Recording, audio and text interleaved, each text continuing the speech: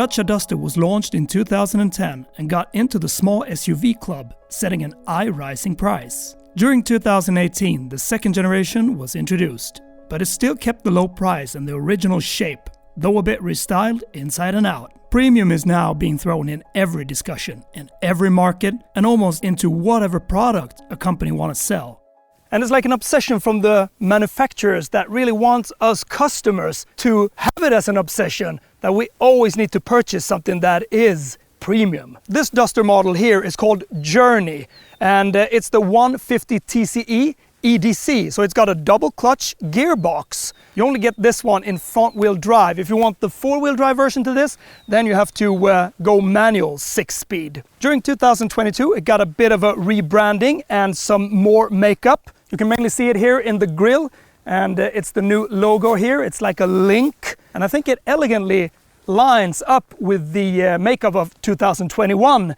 The running headlights, the LED there, with those ribs that run across. Even though this is not the four-wheel driven version, it should look a bit off-roadish. So they got this scraped plastic underneath, which makes it rather cool, together with this color, which is called Lichen Khaki. It's got some height, so when you want to turn around in some spots that you might not really see where you are, this is very convenient, this all-around view camera, which is very quick to change between the different angles. You can see the back, you can see the front, right and left. And you see where you got your tires as well. The very first time I stepped into this Dacia Duster was about 3 years ago, and that was the four-wheel driven version, the TCe 130, so 130 horsepower, and it also had a manual gearbox. But that test was not meant to be a normal road review. It was meant to be an off-road review. So all the journalists was very excited and impressed with what this car could do and the capabilities off-road. And that gave it a lot more credibility when it came to value for money. And then you step into this Duster, the 150 EDC 4x2 front-wheel driven version with that automatic double clutch gearbox. And all of a sudden it's not a matter of reviewing something off-road and something rough that is capable, because this is not capable off-road. You need to adjust your reviewing antennas a bit, and you also need to recalibrate them a bit more to knowing that it is value for money, budget car. So in profile it looks like a Duster has always done. It's a bit of a boxy shape over it. The extra equipment is those rails up here, and they look a bit cool they as well, of course. Something that I don't like is the feel in these, the handles when you open. You know, they're comfortable, but they feel very simple in a way. Can they withstand the test of time? Extra on this car as well is all-round view camera system, and that is a very good option on this car because you can see it from the right, left, front and back. But this car is very easy to maneuver around. It's very soft, it's very light, but it's a bit high and you don't really see where you have the edges around it. So that camera system is that is good. This is something that I think they could have just, you know, covered up in some way, because that really expresses budget and being cheap. When setting off, the first immediate feel that I had was like driving a little lorry or a transit van. That was the feeling a bit. That quickly vanished, and melting into the driving after a while, everything just started to become very normal, very civilized. The seats, they are very comfortable, they're very soft. They give you some support because they're just plain. They have some support here and the sides, and the stuffing is just good, maybe a bit pushy, like it's a bit spongy, but they're comfortable. When you open up the engine bonnet, you can see that there are gas struts supporting it, something that you wouldn't expect. The cheapest one, the TCe 90, provides 90 horsepower. That's a 3-cylinder engine, not the raciest car. Then you can step up to a diesel version. You get 4 cylinders, you get 115 horsepower, and you can get 4-wheel drive or front-wheel drive in that one. But this engine here is the TCe 150. It gives you 250 Nm of torque. It gives you decent performance for this car.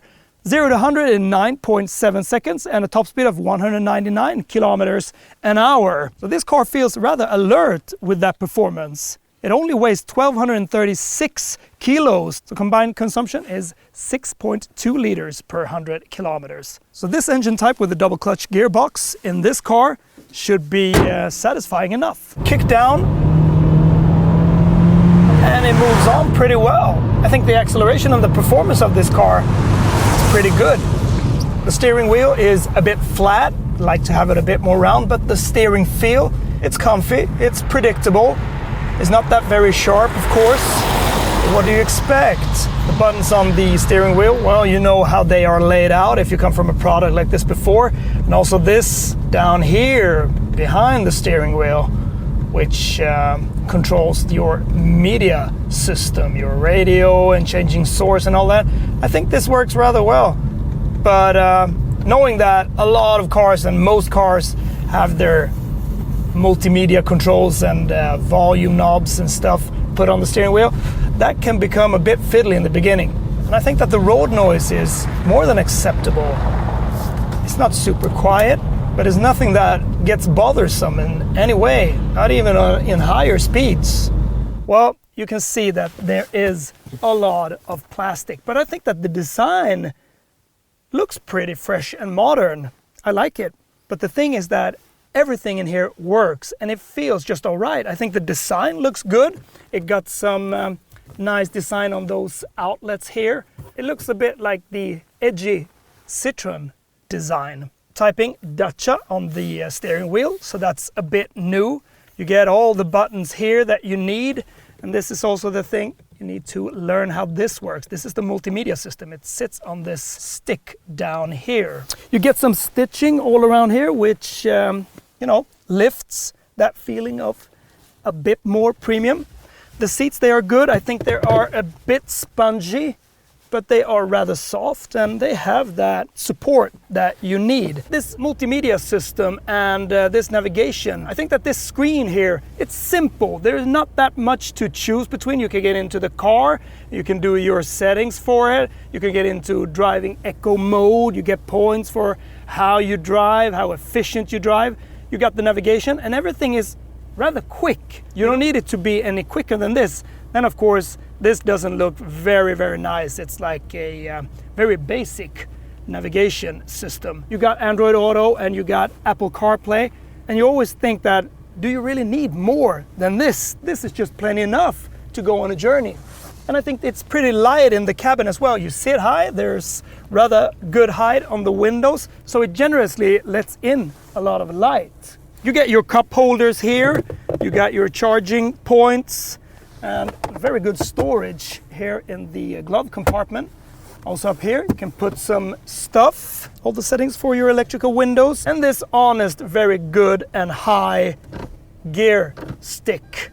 So if you want to get into manual mode, there's no paddle shifters or anything here. Then it's also put in the right physical changing directions. You push up, then you go down a gear. You push down, then you go up a gear. Very good all around view camera, which is also quick. This is a sharp system. I like it. And it's also very logically laid out. All the buttons here with the air conditioning and the defroster and all of these buttons here. A bit small, so you need to see where you push. And in front of you, you got the big rev counter and the big speedometer. So everything is just practical and easy to read out. And also that little board computer in the middle. Climb into the back seat. And back here. Good space. And also a lot of space for your knees, I think. You sit in a rather upright position here. You know, for what you get, this is good. And I think that the design of it looks nice as well. Got a bit more support here. Electric window, charging points. But look at this parcel shelf back here for that little family that wants to get into this segment without paying a fortune.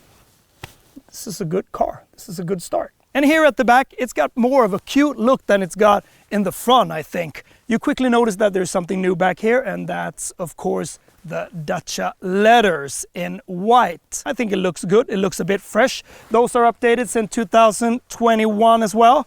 the stickers here, which says Duster. You barely see these. They really melt into the paintwork. I think that's a bit of a shame because it should really stand for what it is. It's a Duster and it's popular. So, you know, why don't put that in white? And we got this scrape protection plastic back here as well. It looks too much of a road car to me. So I don't know why you need that. The boot capacity is rather big, 478 liters. And when the back seats are folded, you get 1623 liters of boot capacity. And you can also do a 60-40 split. When it suddenly falls down on you, do you need anything more for your family? Or for you, or 2 adults, or 3 adults? Well, that can be discussed, of course. Talking about premium here and there, but there's so large group of people that are not very interested in cars, that don't have, you know, some form of passion or like cars a little. But at the same time, they want something that gives them value for money, that gives them the equipment that is needed, some comfort, and a car that is very predictable and an all-rounder. Then this is a very good example of that type of car. It ticks all these boxes, and that is important when you don't want to pay like premium prices for a small SUV.